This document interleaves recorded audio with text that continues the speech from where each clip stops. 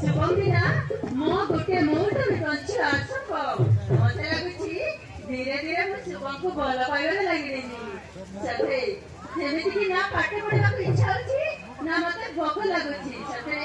सब बेले उठिले बसिले खाली शुभम कथा ही भावुची हे फूल से जो दिन शुभम साथ देखा ना से दिन मो मन कथा सब कटी कटी कहीदेवी हाँ शुभम से शुभम जो दिन तुम साथ देखा ना से दिन तो मो पागली जाइछि पागली मत ना प्रेम हो जाइछि प्रेम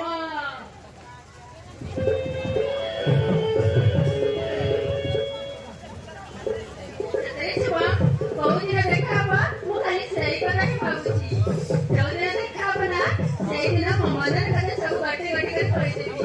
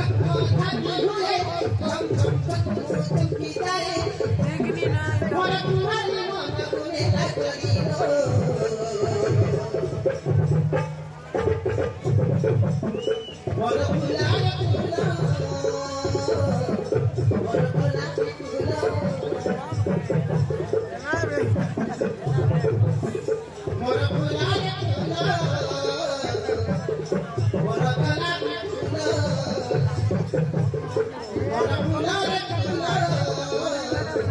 ବଡ଼ କଲା